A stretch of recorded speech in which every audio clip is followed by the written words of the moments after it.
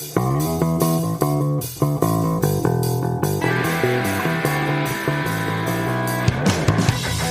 Tuesday again, and welcome back to the How to Life podcast. How are you all doing today? My name is Dr. Laura Jaggett, and I want to thank you for listening to my podcast. This is episode 78. I often do shows that teach a specific lesson, give specific instruction, or inspire you to keep going or be better. But whatever the topic, I really hope to give you something that will help you or offer a point of view that you hadn't considered before. We are all on our own journeys doing things in our own way, but your own journey doesn't mean that you have to be a lone wolf trying to do it all by yourself.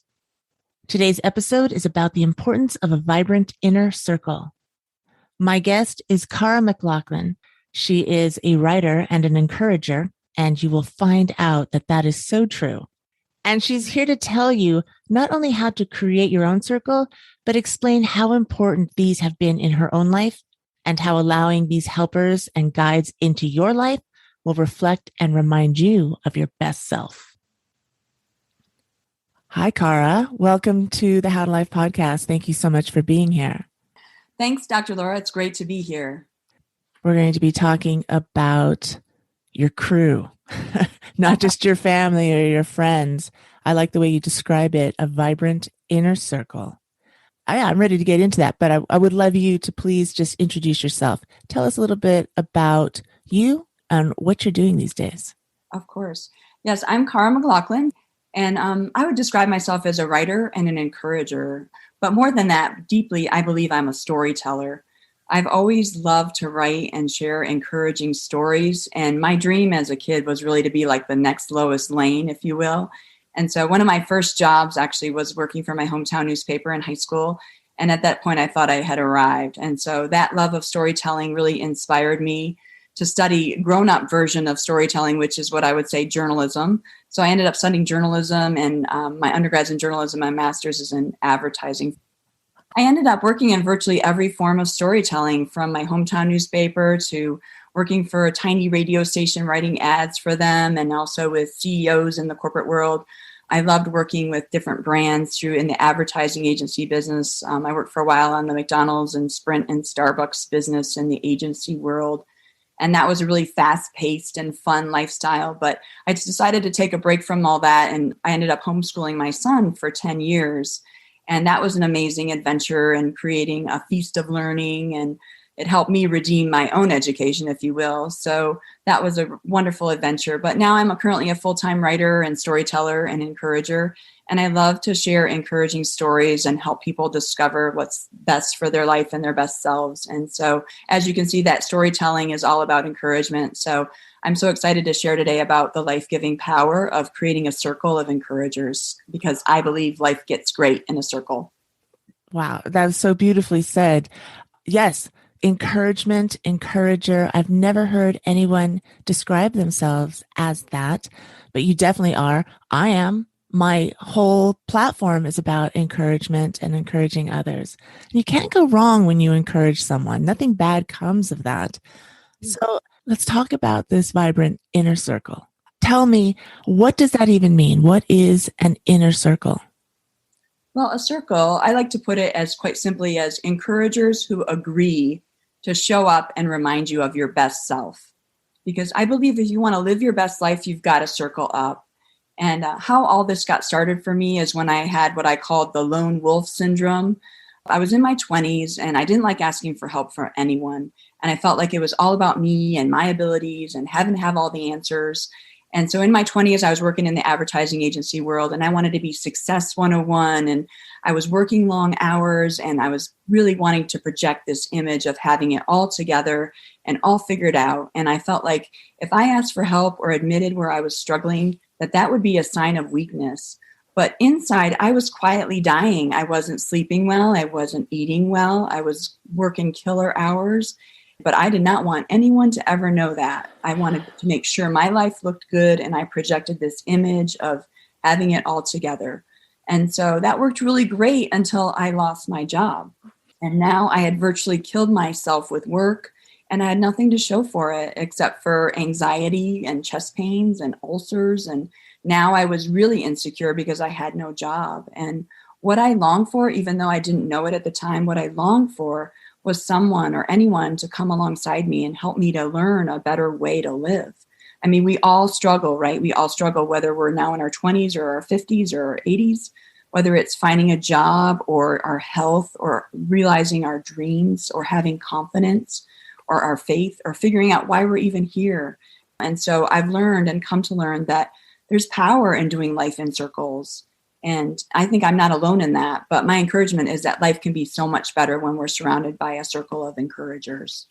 Yes, absolutely. I agree with you. And I'd like to ask you, how do you then go out and ask for help or advice or encouragement when you had projected this image of, I've got it all together? I'm the one you come to for advice and help. I think you almost have to come to a place of brokenness where you're basically like, I don't have any other choice. And unfortunately, sometimes it takes us to that point where we've come to the end of our abilities, or we've come to the end of our own natural gifts or talents. And we say, there's no other way that we can do it unless we ask for the help from others.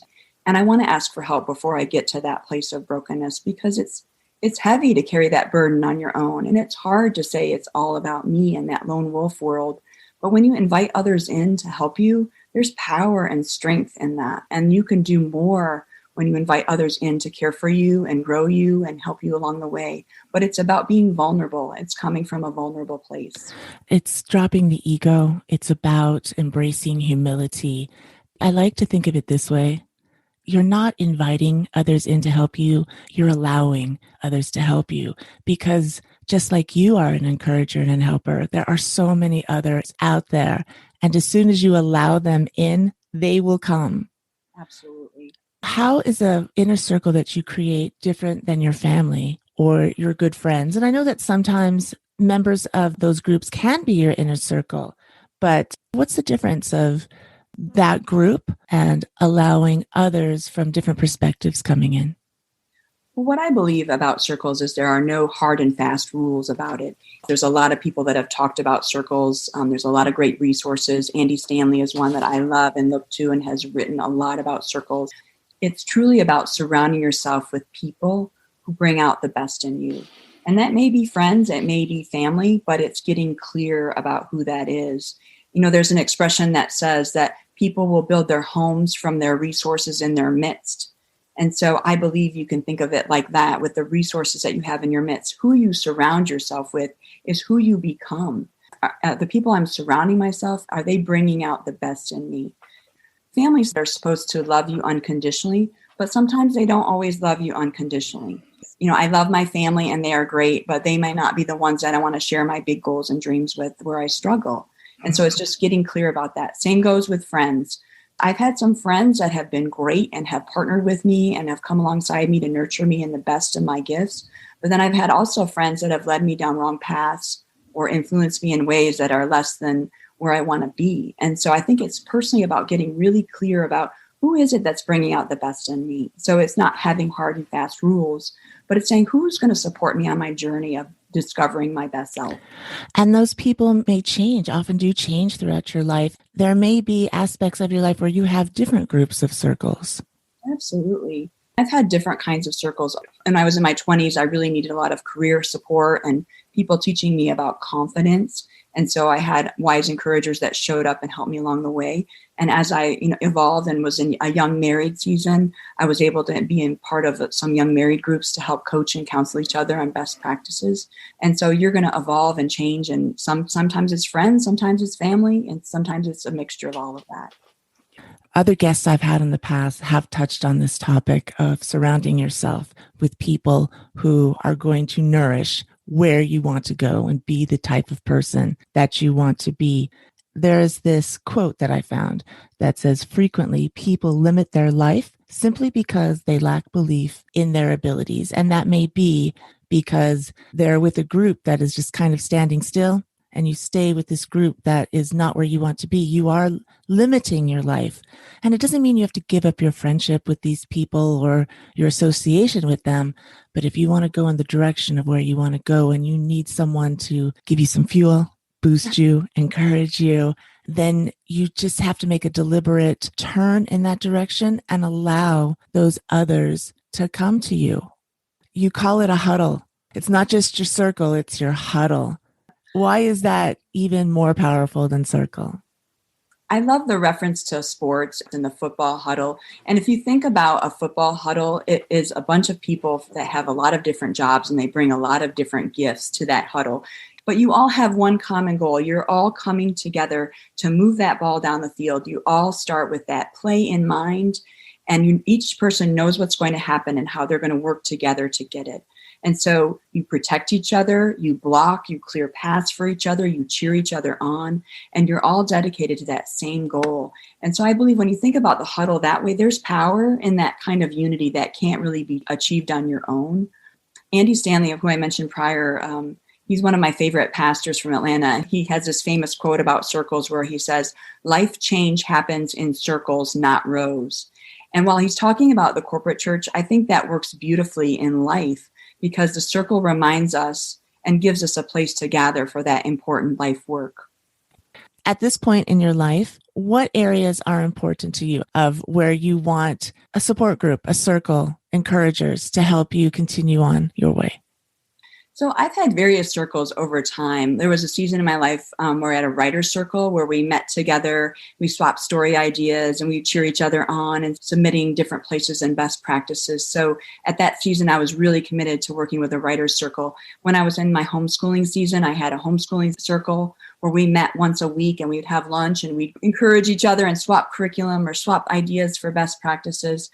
And I've had marriage circles where I came together with other couples and we would work through a specific curriculum. And every week we'd get together and we'd do work and we'd ask hard questions. And I've also had fitness and health circles. My husband and I, when we were newly engaged, we decided we wanted to run a marathon together.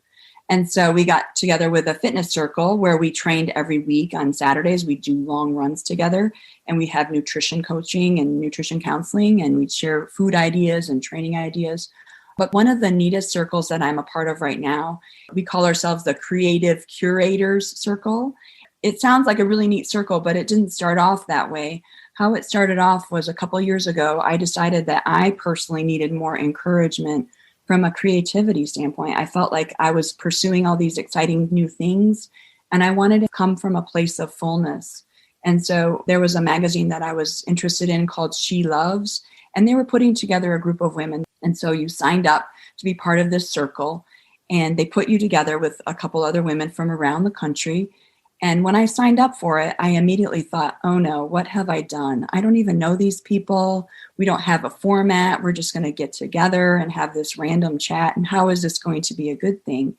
And the rule was that we would have a word that we would use as our theme. So for example, it would be leap, or renewal, or joy. And so our leader would come together with this one word theme, and we would have no structure. We would basically just talk about the theme and how it was manifesting in our lives, and where were we seeing joy, or where were we seeing renewal. And at first it was clunky, like all groups I think are pretty clunky when you're getting started. But over time, it evolved into this amazing place and almost sacred place that we could come together and just do life together, and we could hold it in a way that was free to allow it to become what we needed in the season that we were in. And if you looked at us on paper, you would probably yawn, because looking at us and just who we were, I was a mom in North Carolina that homeschooled. It was a grandmother in New Jersey who was retired. It was a former nonprofit worker in Florida and a professor in Canada. And so these four random women would get together once a month and talk about this theme. But I tell you, that group has been more life-giving than I would ever imagine. And we have grown together through some really difficult things, whether it was facing loneliness during COVID, or whether it was facing breast cancer that we were coping with together, or loss of loved ones and family, or over death.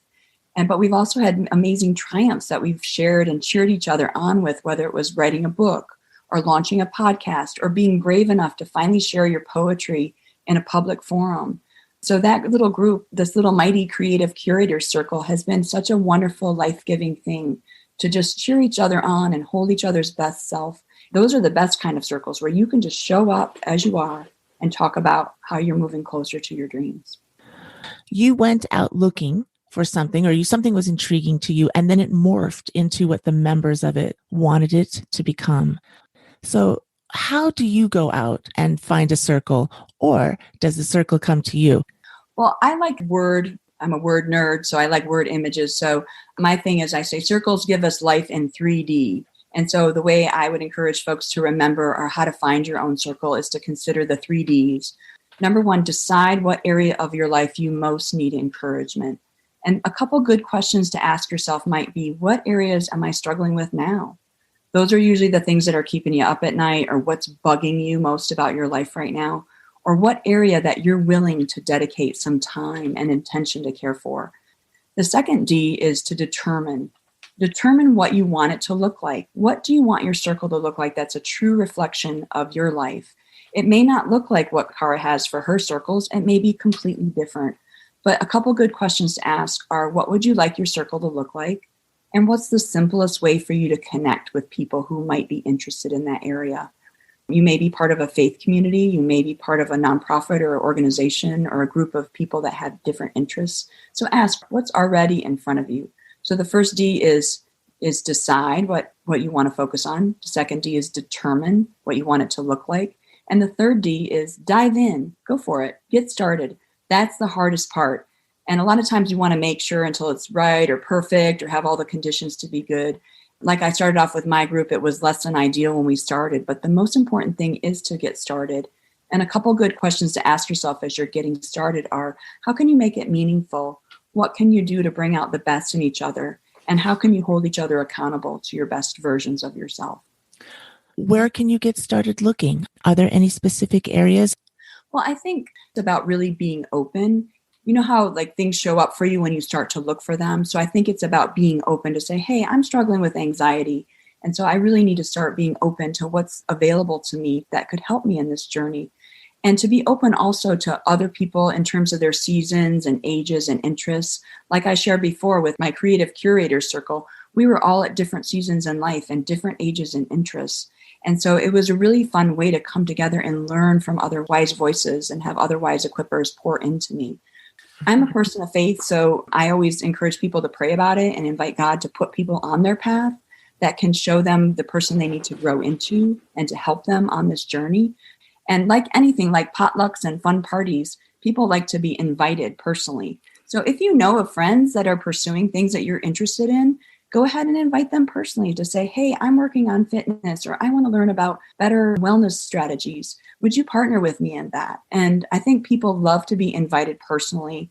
Social media is certainly a great place to go and, look for different resources and groups. I think there's pretty much a Facebook group for every single interest at this point, but start with what's on your path, being open to what's there. And even if it's less than perfect, just to get started and to see how it grows from there.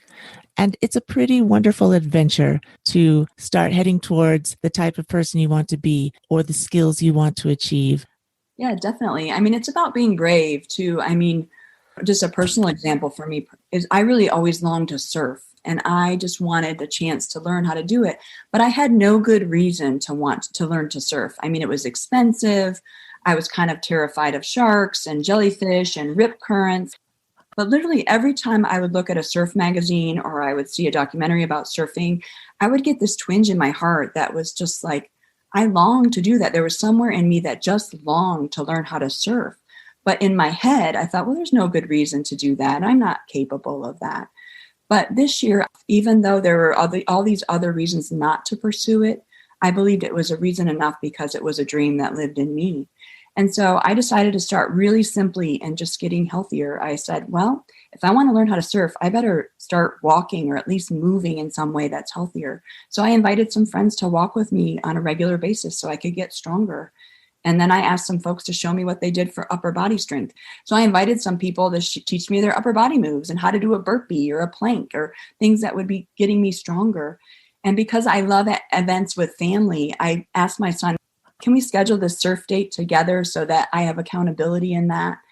So this past May, I surfed for the first time, and I was so excited to surf. And, I didn't surf expertly or even like perfectly, but I did get up on a surfboard, and I was so excited to be able to say that I was the kind of person that knows how to surf. But I tell you, I could not have done it without the the help and encouragement of people that I invited into my circle to walk beside me and to say, you can do this. Let's do this small thing together every day until we get to that point.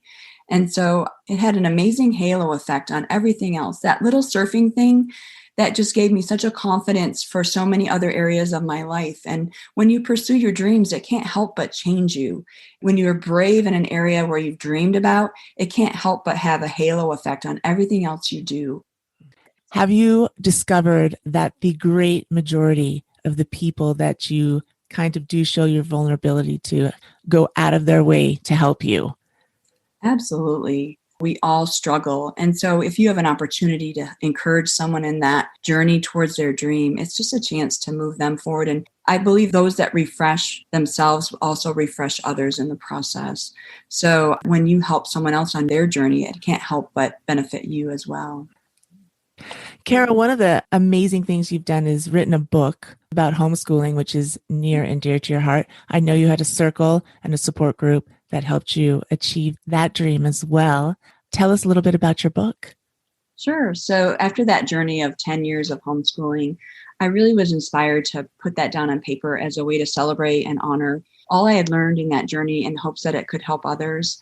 There were a lot of life lessons and struggles and tears and things that I learned along the way that I felt like so many other wise encouragers and equippers had poured into me all through that journey, that I just wanted to capture that and pay it forward so that other folks could also learn from those lessons and not feel like they were a lone wolf in the situation of homeschooling. So I did write a book this year. It's called Nourish: Encouragement for Parents Homeschooling Through High School. You can find it pretty much wherever books are sold. And so Amazon, Apple, Google. Folks can also find it on my website, caramclauchlanlife.com. And I can share a link of that in the show notes with you. But your listeners can, if they are interested in following me, I have a weekly blog of encouragement they can check out and subscribe to. And so every week I write a story about, all sorts of different things, but sharing weekly encouragement. Cara, thank you so much for all of this good advice and sharing your story. And you truly are an encourager. Thank you, Dr. Laura. There is so much help out there for you. You only need to put out the alert, allow the help to find you, and let it in. Don't limit yourself because you lack belief in your abilities. You can do so much more and be so much better than you think you are. If you'd like to share this episode or find out more about Cara McLauchlan, check out the show notes at howtolife.com/078. Her website and all of her links will be there. If you like this topic about how to find others who contribute to your life in a positive way, I recommend listening to episode 23, How to Tune Out the Negative Talk of Self and Others. Mike Lander is also a proponent of surrounding yourself with those who inspire you to be your best. If you don't have your own huddle yet telling you how great you are, you might also want to check out episode number 70, Get Out of Your Own Way. In that episode, Sheen Towers talks about how to free yourself from habitual negative self-talk with the dialogue of self-liberation. If you're finding this podcast valuable, please hit that 5-star button before you sign off. And why don't you go ahead and subscribe to the How to Life podcast and the YouTube channel How to Life as well. You can also find all of my content on my website, howtolife.com. Please join me again next Tuesday for more good instruction, inspiration, and insight. I've got more good stuff coming your way. Take care, everyone. Have the best week. If you're keeping up with the flow, then keep going. If you need a break, take a rest. If you need some help, invite someone in. You're doing a great job. It's all good. You got this.